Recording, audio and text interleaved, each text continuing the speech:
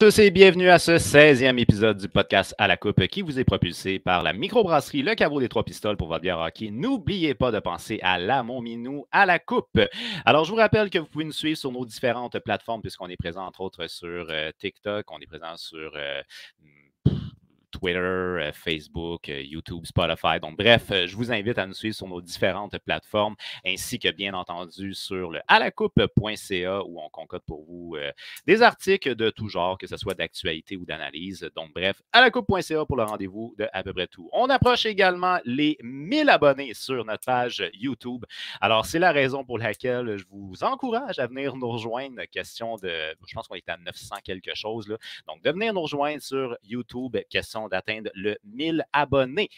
Également, je vous souhaite la bienvenue aujourd'hui puisque nous allons parler avec beaucoup de monde et on va faire différents topos. On va commencer par notre chroniqueur qui va être notre chroniqueur LNH pour aujourd'hui. Notre ami Sam, le gérant d'estrade, est avec nous. Sam, comment ça va? Ça va, toi? Écoute, ça va très bien, Sam. Là, je veux qu'on fasse un petit sujet d'entrée avant de rentrer dans le vif du sujet. Et ce petit sujet-là, c'est quelque chose de triste. Ça va être la mort du père de Alexander Ovechkin. C'est quelque chose qui a passé très low profile là, au niveau de... Puis c'est correct qu'on respecte la famille. Comment qu'on se place du côté des Capitals de Washington qui sont actuellement dans une course aux séries? Notre meilleur pointeur est parti, il ne reviendra pas. On n'a pas notre meilleur défenseur. Ouais, ben, je veux dire, je pense que... Ouais, c'est ça, il n'y a pas le choix de respecter la... Et je pense pas qu'il y a aucun joueur, aucune personne de l'organisation des Capitals qui fait « Ah, c'est plate, tu sais, Ovi n'est pas là. » Tu sais, je pense plus qu'ils sont genre avec lui, puis qu'ils le supportent. Puis c'est juste normal que quand tu perds un proche, quand c'est un de tes parents en plus, de partir pour un petit bout, mais pas mal sûr qu'Ovechkin va revenir. Puis même que ça pourrait peut-être même aider les Caps plus que les nuire.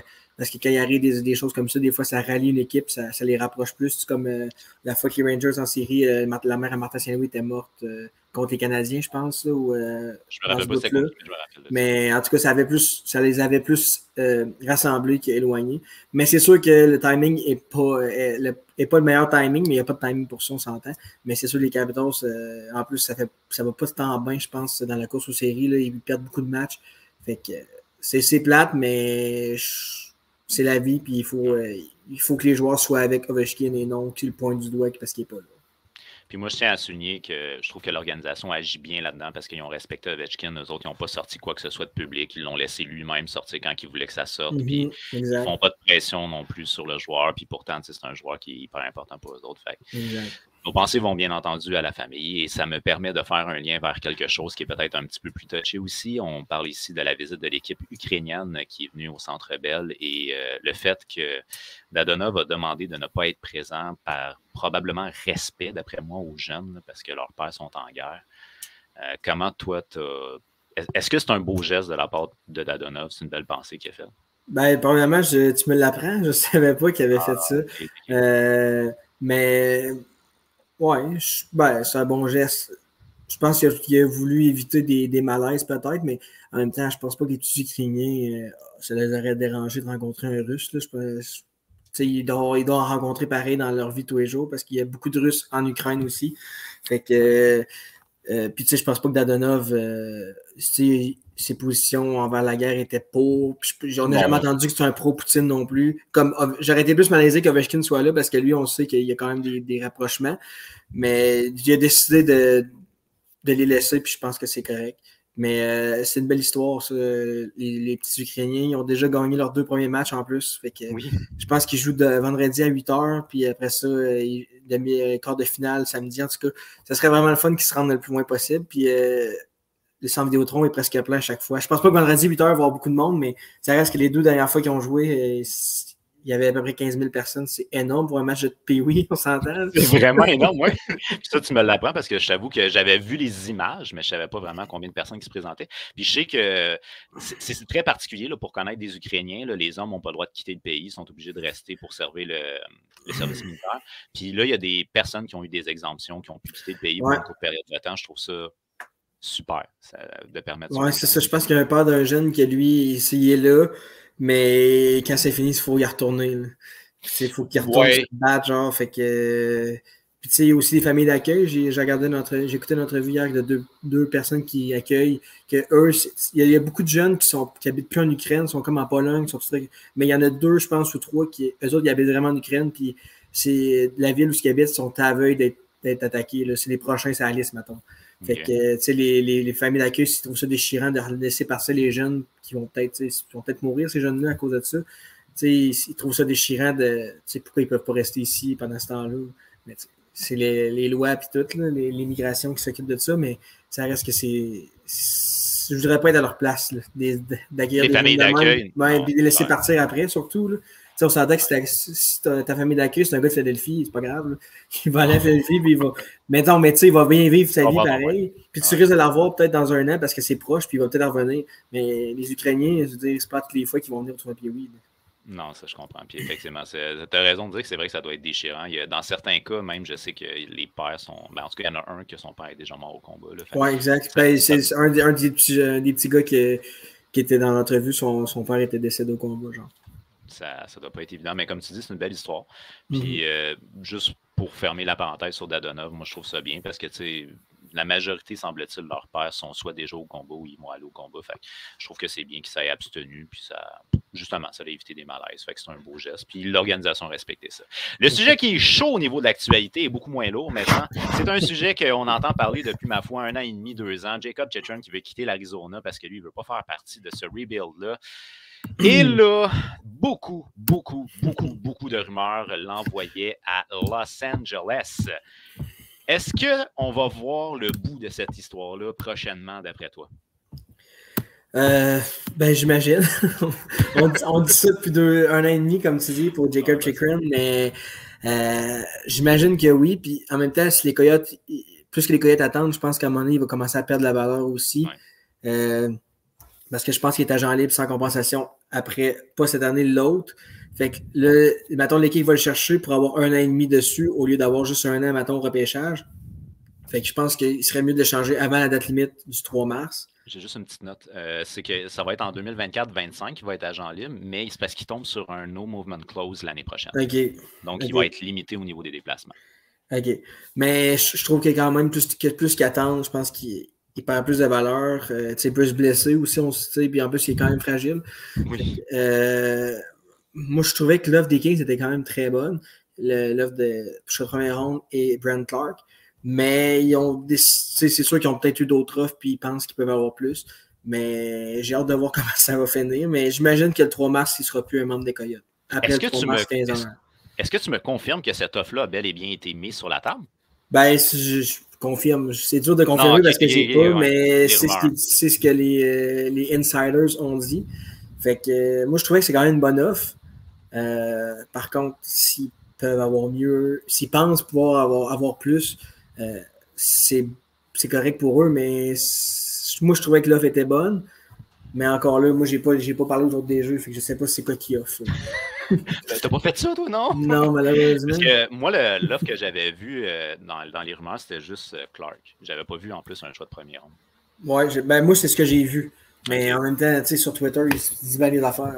Parce que Clark, on s'entend, là, c'était quand même un choix élevé. Je pense que c'est un 8e au total, je pense. Ouais, moi aussi, je pense que c'est un 8e au total. Fait que j'ai de la misère à croire qu'il rajouterait en plus de ça bon, en tout cas, bref, ça serait un fit qui pourrait être intéressant avec l'organisation des Kings parce que, bon, l'organisation des Kings est comme mi-âgée, mi-jeune. Fait que c'est une équipe qui veut être compétitive. Puis bon, ça pourrait aider un gars comme Drew Doughty d'avoir un Jacob Chychrun avec eux autres. Puis le plus gros des rumeurs l'envoie probablement là.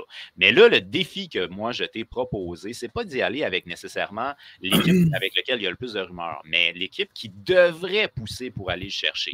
Là, je te dis d'entrée de jeu, moi, quand j'ai fait mes recherches, je me suis dit, ils s'arrangeront avec le cap salarial, ils bougeront les gars qui auront besoin. Okay? Ouais. J'ai pas été Oui, je comprends ça.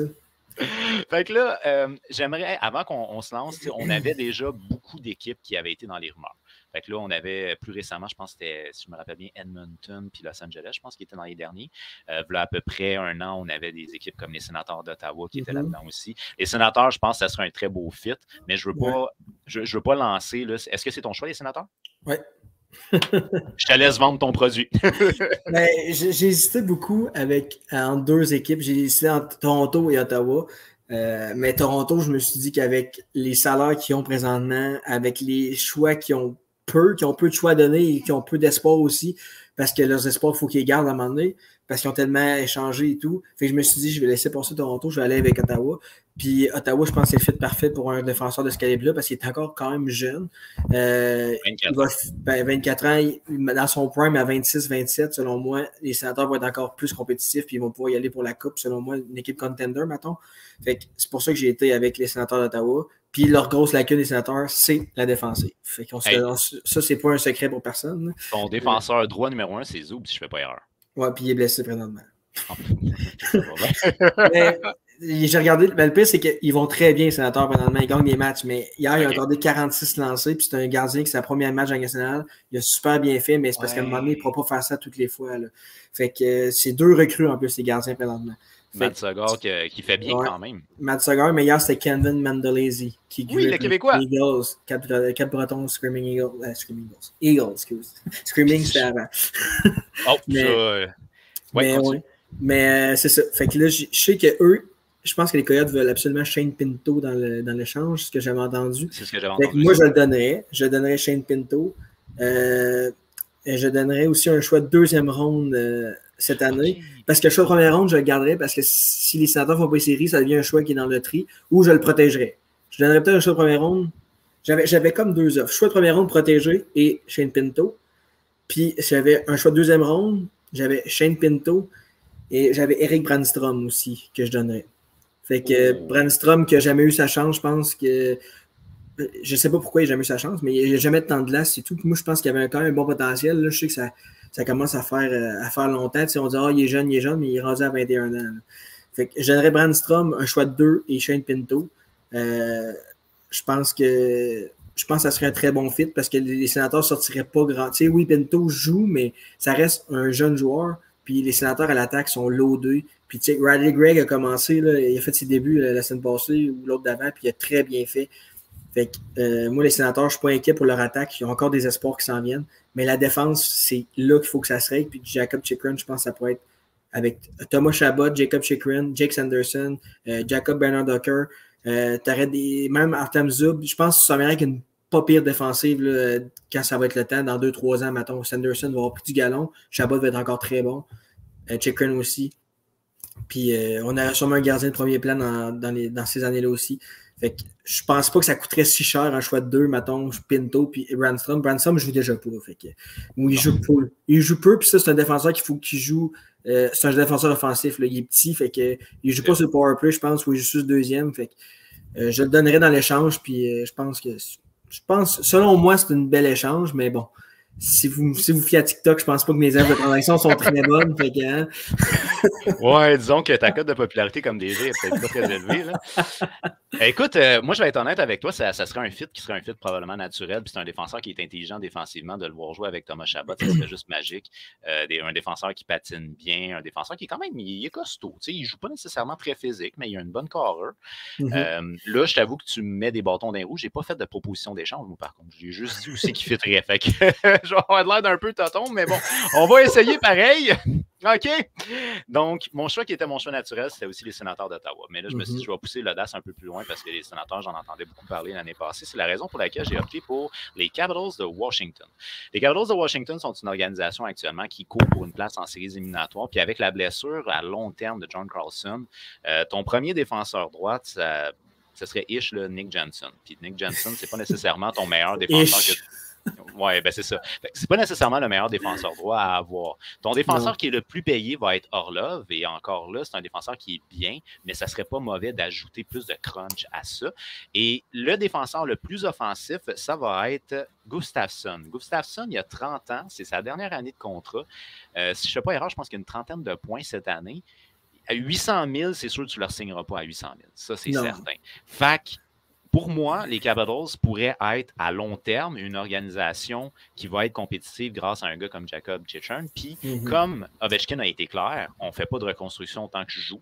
Ben, allons-y, on va donner un choix de première ronde, puis peut-être un choix de 2e. Je ne sais pas comment faire le mix, là, mais moi, j'y allais avec des choix surtout. Là.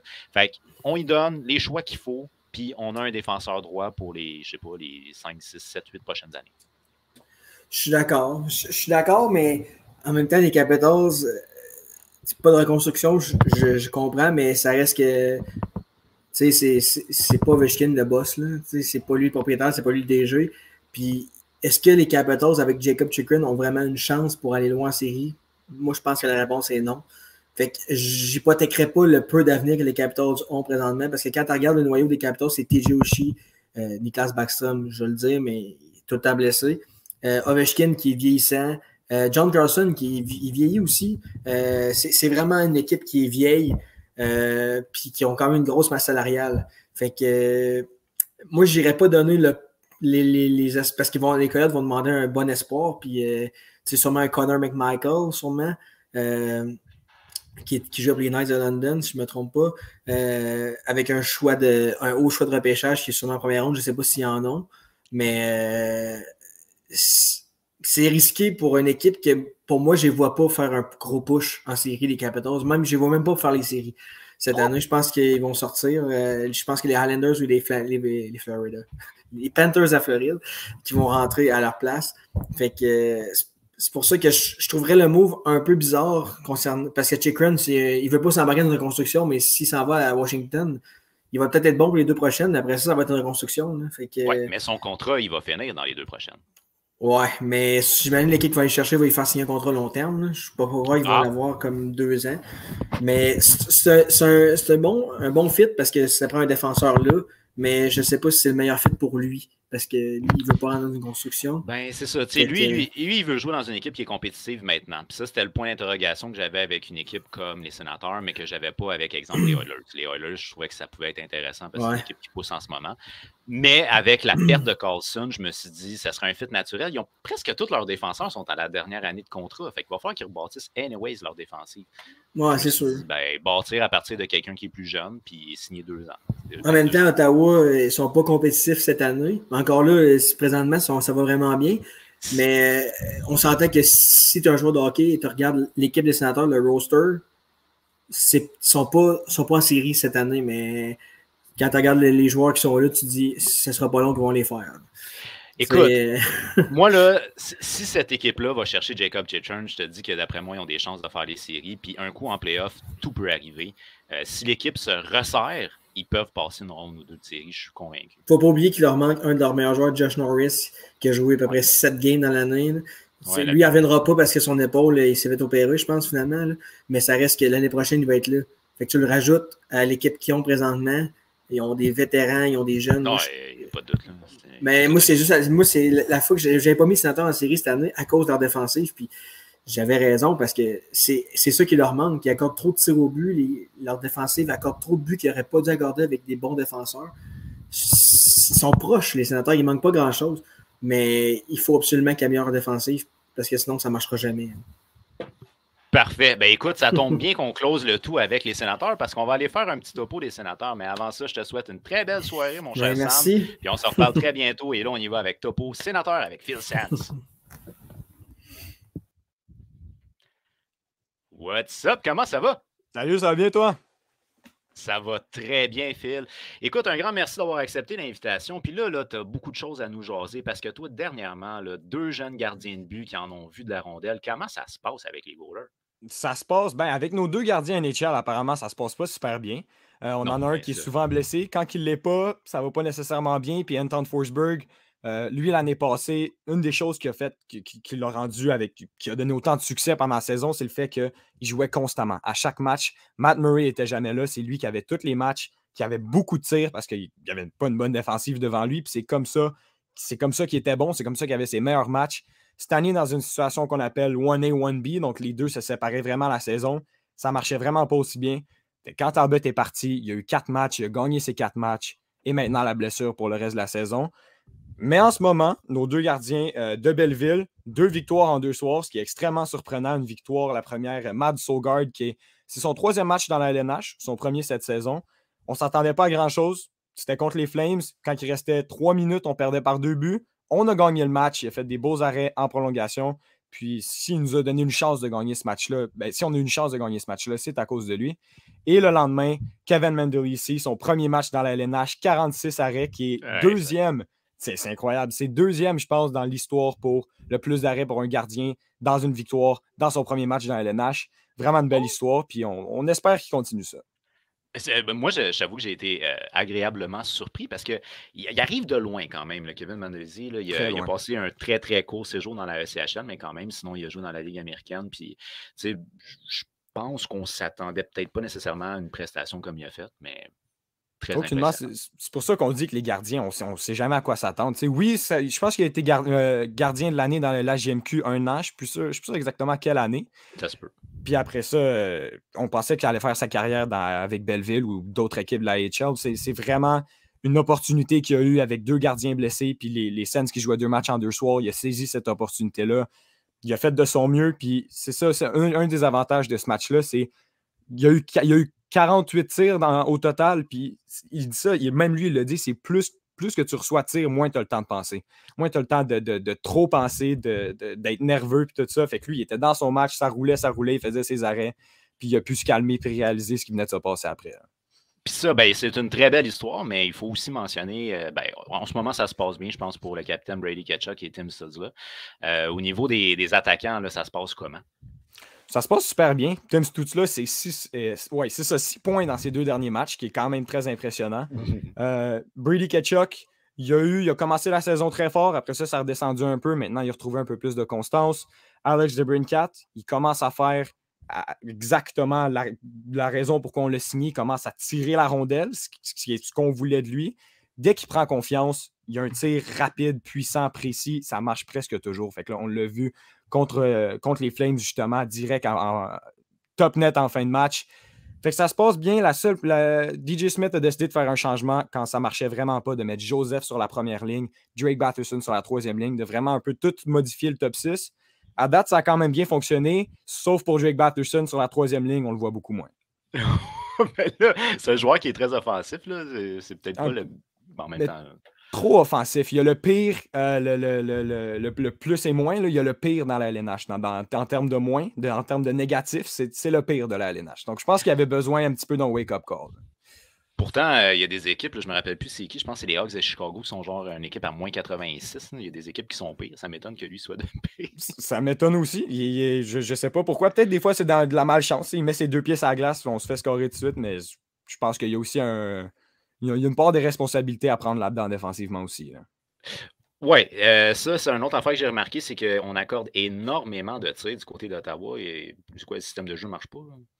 On en a beaucoup parlé du système de jeu DJ Smith cette saison. Si tu regardes Sens Twitter, c'est une des raisons principales de pourquoi on ne veut plus DJ Smith, les dump and chase puis le système défensif qui a l'air aucunement de fonctionner. Mais en même temps, Dorion, il ne donne pas les meilleurs défenseurs avec qui travailler. Thomas Chabot, incroyable défenseur offensif. Défensivement, ça fait plus dur. Hamonic, beaucoup d'erreurs. Zaitsev, même chose. Brandstrom est quand même surprenamment bon défensivement, mais c'est quand même un petit joueur. Il va perdre des batailles dans le coin pour la rondelle et tout ça. Fait que, oui, sa stratégie ne marche pas nécessairement. Son système pourrait être amélioré, mais il n'y a pas les meilleurs effectifs avec quoi travailler. Puis si, mettons, là, je te lance qu'est-ce que j'ai jasé avec Sam, là, que d'après moi, s'ils vont chercher un gars comme Jacob Chichern, c'est une équipe qui pourrait faire les séries, puis un coup en série, on pourrait surprendre. Est-ce que tu serais d'accord avec moi? Moi, je serais très d'accord. Pas d'aller le chercher, mais je veux dire, est-ce que ma projection a du sens, d'après toi? Que les Sens aillent Jacob Chichern ou qu'on se rende en série avec lui? S'ils vont chercher Chichern, qu'ils peuvent aspirer à rentrer en série. C'est sûr qu'on peut. On dirait qu'on se ramasse, on se rapproche tout le temps de la 2e position wildcard. En ce moment, on est à 6 points. On se ramasse toujours à 6 points, puis on recule, on se rapproche, on recule. Il faut juste continuer d'être constant, puis de pas avoir. Parce que les Sens ont été une équipe vraiment qui ont eu des bonnes séquences puis des très mauvaises séquences. C'est ça c'est le résultat de nos positions au classement. Donc, je pense qu'avec Jacob Chychrun, notre attaque n'a pas été un problème cette saison. On a le 2e meilleur avantage numérique de la Ligue. Nos gardiens, en ce moment, on a hâte que Talbot revienne. Ça va nous donner un petit peu plus de sécurité devant le filet. Mais si on veut chercher un défenseur comme Jacob Chychrun, je t'ai entendu en parler tantôt, toutes les qualités de ce gars-là, c'est exactement ce que les Sens ont besoin. Sauf le fait qu'il joue à gauche. Est-ce qu'il peut jouer à droite, Chychrun? Y a-t-il déjà joué à droite? Il est droitier. Il me semble qu'il joue à gauche, Chychrun. Je pense qu'il joue à gauche. C'est quelque chose qu'on reproche. Écoute, ça fait longtemps, là, mais il me semble qu'à l'époque, il jouait avec Ekman Larsson, puis Larsson, il était à gauche. Ça se peut. Il est gaucher. Bon. C'est ça, OK, il est gaucher. Mais je pense qu'il peut jouer à droite, comme tu as dit, il a déjà joué à droite. Fait que, assurément. Bon, c'est quelque chose qu'on pourrait regarder aussi. C'est sûr qu'il aiderait. Puis il y a aussi un Mackenzie Weegar qui vient de signer avec les Flames. mais ça n'a pas l'air de trop marcher. Pour vrai?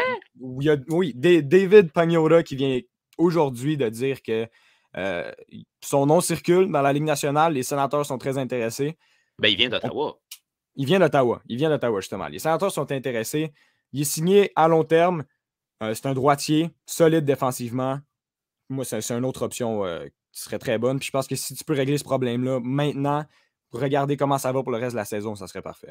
Hey, mais là, tu viens de m'ouvrir toute une porte, toi, là, parce que je me rappelle que ce gars-là, quand les Panthers étaient en Floride, il y a 1 an ou 2 à Ottawa, il était tout fier de se filmer devant le Parlement. C'est un gars qui est fier de sa région. Fait que ça serait un fit parfait, je pense.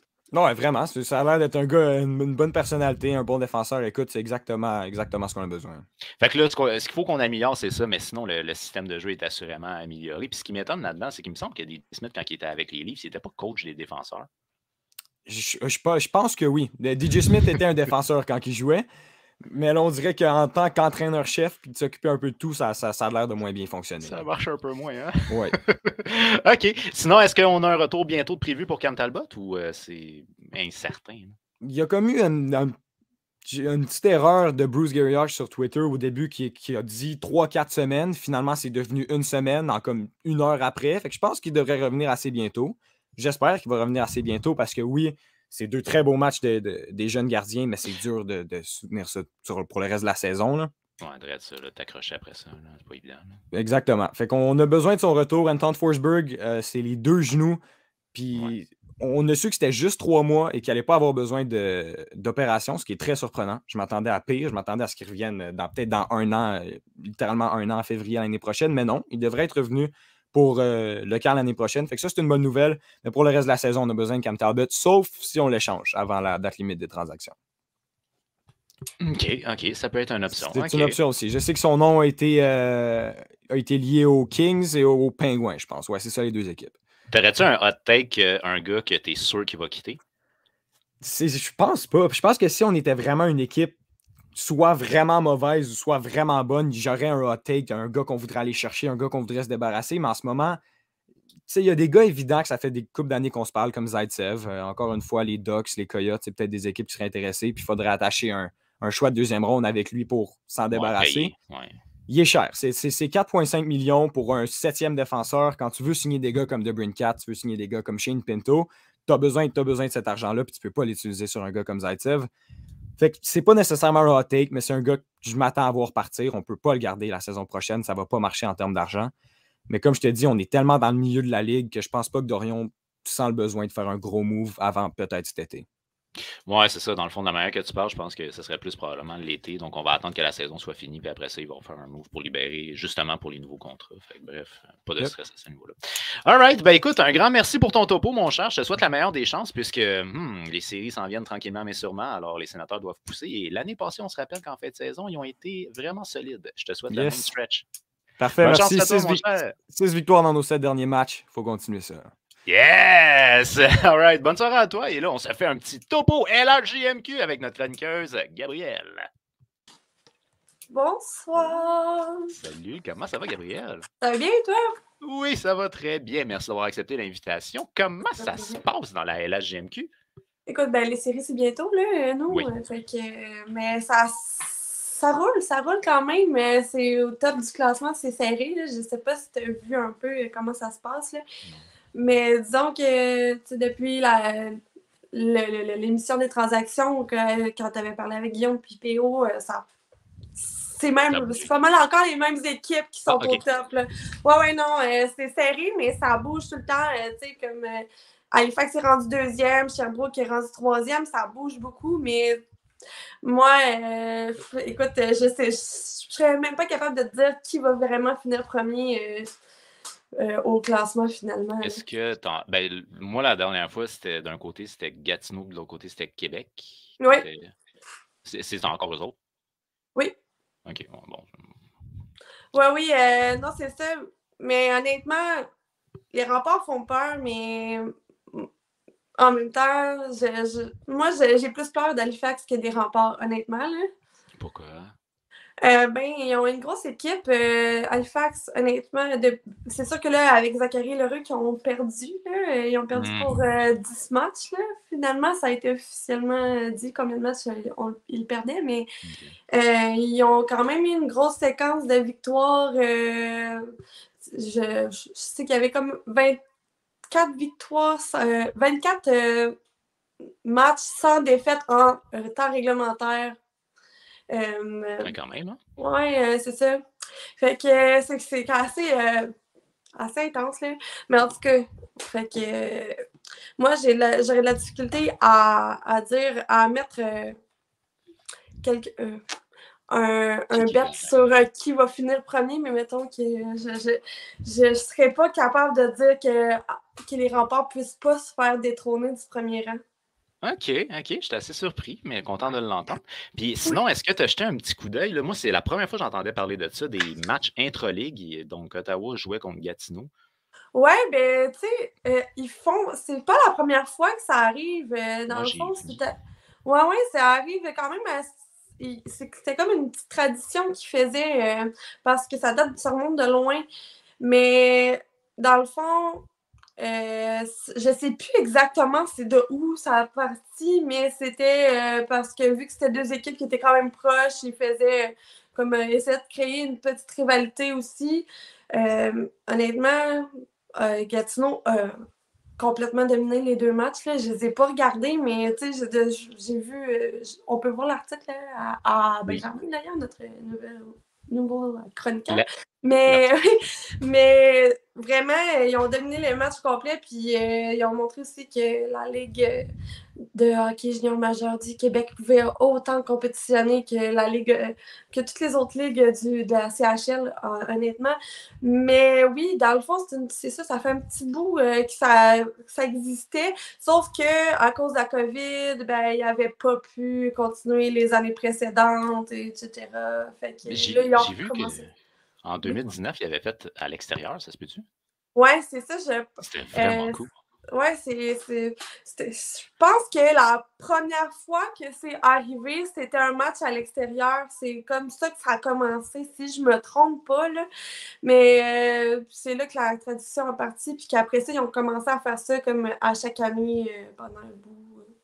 OK. Ben ça, j'étais vraiment surpris de voir ça.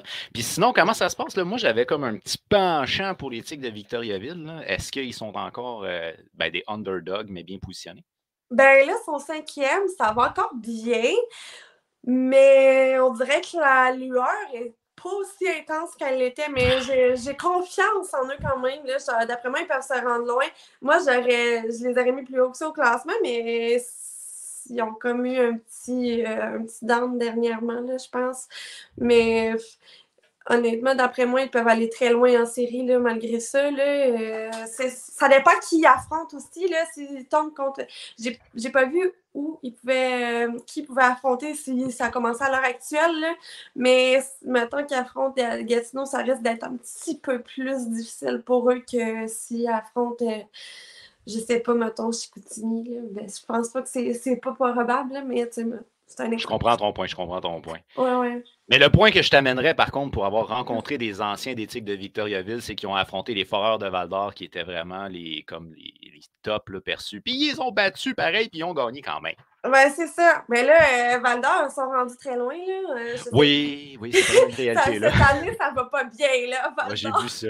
Ils ont comme vraiment drop. Il y a genre un mois, il était comme 12e, puis là, ils sont rendus 16e. Ils sont à un rang de ne pas faire les séries. Colin, pauvre d'eux autres. Ouais, et puis sinon, on a eu un beau texte aussi. Si je ne fais pas erreur, je pense que c'est encore Benjamin sur la coupe.ca qui nous parlait de l'espoir du Canadien de Montréal, Riley Kidney, qui a connu une séquence assez exceptionnelle à son arrivée avec les Olympiques. Est-ce que tu as suivi un petit peu ça? Ouais, ben ça va très bien pour Riley Kidney. Honnêtement, Gatineau sont vraiment chanceux, puis c'était la meilleure acquisition qu'ils ne pouvaient pas faire s'ils voulaient continuer loin. Il est inarrêtable. Il fait, je ne sais plus combien de points, je vais te dire ça, là, mais combien de points il a fait depuis qu'il est arrivé, mais sérieux, il roule en maudit. Depuis qu'il est arrivé à Gatineau, il a Exactement. 9 buts, 20 mentions d'assistance. Puis ça, c'est sans compter ce qu'il a fait à Batters là, depuis le début de la saison. C'est en combien de matchs, ça? En 13 matchs. Il y a 29 points en 13 matchs. Fait que, tu sais, je pense qu'ils sont chanceux de l'avoir, puis ça va vraiment les aider. En plus, qu'ils ont réussi à avoir un gardien de qualité, chose qu'ils avaient vraiment besoin. Là, si vous voulez aller loin en série, c'était le seul point clé. Ils n'ont pas eu Coulomb comme ils voulaient avoir, mais finalement, ils ont quand même réussi à avoir un gros gardien là, avec la Pena. On s'entend que c'est pas rien. Je le connais pas. Vas-y, exprime-toi, c'est qui ce gardien-là? Francesco Lapena était avec Charlottetown et s'est rendu en finale l'an dernier avec Charlottetown. Okay. C'est Shawinigan qui l'a sorti, mais sinon, il avait tellement connu des séries extraordinaires. Il a mené les séries l'année passée. Là. Fait que, ils ont fait un bon choix d'aller chercher. Il faut dire aussi que Shawinigan, l'année passée, il y avait une ligne d'attaque qui était, mon Dieu, tout feu, tout flamme. Oui. C'était puissant, cette équipe-là, au niveau offensif. Là. Puis moi, une chose que j'ai bien aimée, là, je vais revenir avec l'idée d'avoir joué intra-ligue, c'est le fait que la Ligue junior majeure du Québec s'est démarquée parce que, justement, Gatineau a eu le dessus sur la meilleure équipe de l'Ouest. Puis on se rappelle que la Coupe Mémoriale, l'année passée, c'est aussi une équipe de la LHJMQ. Est-ce que tu penses que la LHJMQ est en train tranquillement de se rebâtir un blason, mettons, au niveau de la Ligue canadienne? Oui, ben je pense sincèrement que, tu sais, on a toujours été comme les underdogs, justement, dans les ligues, là, on est les underdogs. Puis la Ligue, la LHJMQ peut combattre ces équipes-là. Ils ont vraiment du talent. Il y a du talent dans ces équipes-là, puis c'est sans aucun doute. En ce moment, oui, on est en train de remonter puis de montrer aux autres ligues qu'on n'est pas des petites équipes, des équipes qui peuvent rien faire, qui peuvent pas les battre jamais. Bon, je dis pas si on affronte Bedard, ça sera pas la même chose, là, mais tu sais, écoute, on a des joueurs exceptionnel. Puis en plus, ce qui est le fun d'ailleurs dans ces matchs intra-ligue, c'est que les points comptent aussi au classement. Je sais pas si c'est le savais. Ben, Guillaume m'a expliqué. Oui. Guillaume explique. Mais c'est ça, c'est le fun que ça compte aussi dans les points. Moi, j'ai vu ça dernièrement, j'étais pas au courant. Là. Non, moi non plus, puis je trouve ça vraiment bizarre. Honnêtement, je comprends que tu trouves ça le fun. Moi, je trouve ça vraiment étrange parce que tu joues contre une équipe qui n'est pas du tout dans ta ligue. Mais en même temps, si tu laisses un gars puis que le match vaut rien, c'est whack, là. Ouais, non, c'est ça. C'est pour ça que c'est important quand même là, que. Mais ça montre aussi, là, comme je te dis, les Olympiques qui ont complètement montré que fallait avoir peur d'eux autres, là. Je veux dire, les 67, ils n'ont pas fait tant de surprises. Non, c'est ça, ils n'ont pas. Puis c'était la meilleure équipe de la Ligue de l'Ontario. Oui, c'est ça, en plus.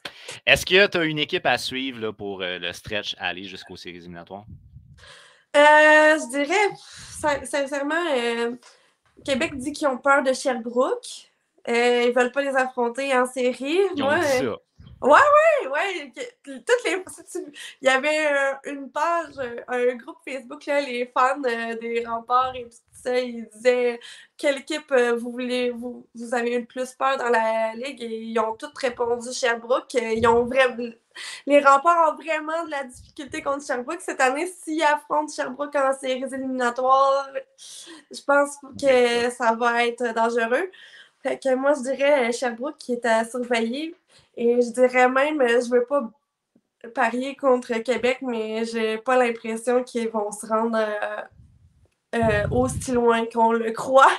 Donc, je veux pas parier contre eux, mais j'ai pas l'impression que ça va être aussi big qu'on le croit avec Québec. Qu'on l'aurait souhaité. Fait que toi, tu y vas avec Sherbrooke. Oui. OK, c'est parfait. Écoute, je respecte ton choix, c'est bien correct. Je pense que l'équipe qui s'est probablement le plus poussée, j'ai l'impression que ça serait Gatineau. Oui. Mais pour vrai, ça va être tellement serré. Sérieusement, là, c'est fou. J'ai jamais vu ça aussi serré que ça en top du classement. Là. Dans le milieu, ça arrive souvent qu'il y a des petites chicanes dans le milieu, mais Là, ouais. OK, bien, on va suivre à ce moment-là Sherbrooke. Moi, je reste avec mon cœur avec Victoriaville, mais on verra qu'est-ce qui va se passer. Bon, ben, Gab, un très grand merci d'être passé, puis je te souhaite une très belle fin de soirée. Maintenant, ben, c'est l'heure de la dose patate. On n'avait pas de générique de la dose patate. Bonsoir Yves, comment allez-vous mon ami? Ben ça va très bien, comment ça va ma patate? Ah, ça va super. J'ai eu dernièrement le plaisir de voir le match des étoiles à la télévision. Ouh, oui. N'est-ce pas un sublime pour les fans d'hockey? C'est merveilleux. Vous savez, les parties d'étoiles hockey me rappellent les séances de patinage libre à mon aréna de Cowansville. C'est quoi cette image-là? Ouais, vas-y. Ah oui. Vous savez, c'est quoi la différence entre une séance de patinage libre à l'aréna de Cowansville et la partie d'étoiles? Vous savez je dirais probablement la vitesse. Non, la différence, c'est qu'il n'y en a pas. Personne sont dans l'aréna. On met à l'épreuve, pendant la game des étoiles, on met à l'épreuve les joueurs dans des situations très cocasses. Oui, vraiment. Eh bien, moi, je crois qu'on me met moi-même à l'épreuve d'endurer à écouter cette partie. Je te comprends. Les joueurs sont déjà millionnaires et ils ont besoin d'1 million à se partager pour l'équipe gagnante. N'est-ce pas un peu bizarre? Le défenseur patine tellement lent qu'on dirait qu'ils font du hockey bottine. Vous voyez ça? Les attaquants sont tellement gênés, ils se font à peu près 15 passes. 15 passes avant de shooter. Ils sont à toi. Non, là, c'est à toi. Non. Là, c'est ta passe. Non, laissez-moi de ta passe. OK, là, je vais shooter, mais après ça, c'est à toi, bon. Là, ça prend 15 passes. Ils sont gênés de shooter sur le goaler. Je vous jure, le million à partager devrait aller au gardien de but. C'est les seuls qui travaillent pendant cette partie. C'est vrai. Et est-ce que je vous ai déjà raconté mon plus grand rêve d'enfance, que je caresse depuis toujours? Je pense pas, non. Non, je vous ai jamais partagé ceci. Pas mal sûr que non. Eh bien, je vais vous raconter. Mon plus grand rêve était de voir un joueur d'hockey sur un terrain de golf et au lieu de taper une balle de golf, il possède dans ses mains un bâton d'hockey et il joue au golf avec son bâton d'hockey. Et grâce à ceci, au match des All-Stars, j'ai pu enfin vivre ce rêve. Non, mais n'est-ce pas merveilleux? J'étais tellement content. J'étais tellement fier. Et vous savez, la partie d'étoiles? Et vous savez, la partie d'étoiles, c'est pour attirer de nouveaux fans d'hockey. Oui. Alors, pourquoi pas attirer la clientèle des surfeurs? N'est-ce pas? On sent le lien. Alors, nous allons planter des planches de surf debout dans le sable, sur la plage, inviter des joueurs d'hockey à lancer des rondelles sur les planches de surf. Et tous les surfeurs du monde entier écouteront le hockey à partir de ce moment. C'est un déclic assuré. Les codes d'écoute vont augmenter. Oh, ça devait être horrible. Et j'imagine parfois l'équipe du marketing. Comment nous allons faire pour entrer Mitch Marner sur la glace? J'ai une idée. On va lui planter un patin sur la tête et il va entrer en patinant sur la tête. Non? OK. Alors, on va le mettre dans un gâteau de fête. On va le planter dans un gâteau de fête. On dira pas personne. On va mettre le gâteau de fête en plein milieu de la glace et il va exploser du gâteau de fête en bikini et il va se crémer de crème solaire. Oh, wow, c'est sexy. Non, OK.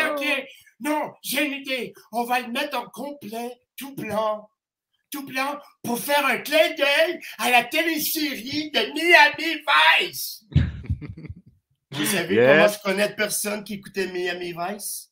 Zéro personne. Ouais. C'était quand même bon. Ouais, je sais pas. C'est vieux, Miami Vice. C'est très vieux, Miami Vice. Alors, le match des étoiles nous permet de comprendre aussi que c'est la demi-saison de fête. Et le Canadien arrive à sa Et le Canadien est 26e dans la... Voyons, je suis perdu. Oui, il est 26e dans la Ligue. Le Canadien est 26e dans la Ligue. Vitamine! Oui, mon ami. On a gagné contre les Blackhawks de Chicago. Ah oui. Ben, on avait tout intérêt. Quand tu dis que ton meilleur pointeur de l'équipe est Max Domi avec 35 points, tu as tout intérêt de gagner cette partie, n'est-ce pas?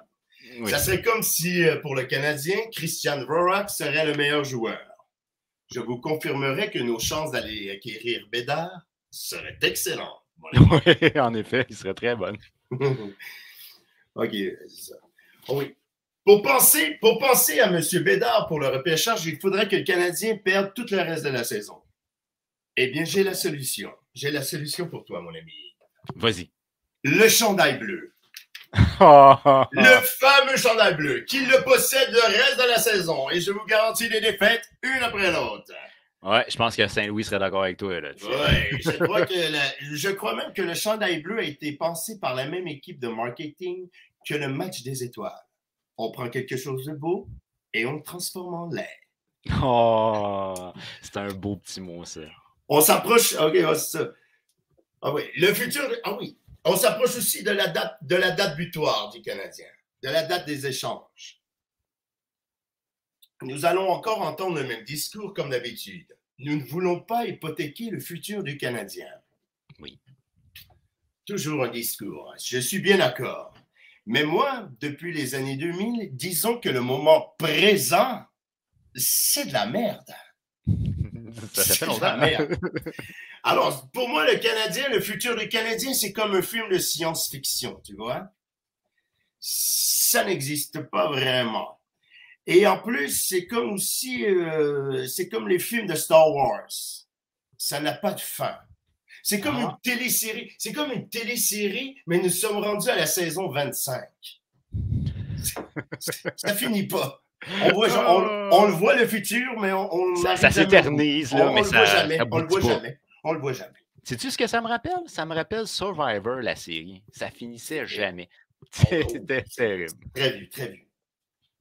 Oh, mais... Alors, pour finir, le Canadien doit bouger absolument pour la date butoir des échanges, étant donné qu'il est incapable de signer des joueurs autonomes, et pour 3 raisons. L'impôt, la température et le chandail bleu! Tout est de la faute des dieux du hockey puis le chandail bleu, mon chum. Le chandail bleu, ils signeront pas ici avec un chandail de même. Ils savent qu'ils vont perdre de toute manière. Les dieux sont contre eux autres.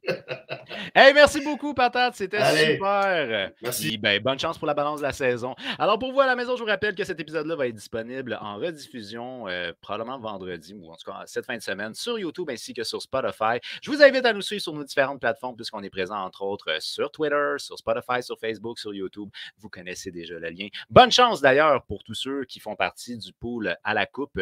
De mon côté, je suis 56e en ce moment. C'est pas très vargeux. Félicitations d'ailleurs à FatGuys93 qui est le premier de à la coupe. Je pense qu'il est 5e total, mais bonne chance pour la balance des choses au niveau du pool à la coupe. Alors, je vous dis un très grand merci d'avoir été là ce soir et on se revoit très prochainement. D'ici là, prenez soin de vous. OK. Bye bye.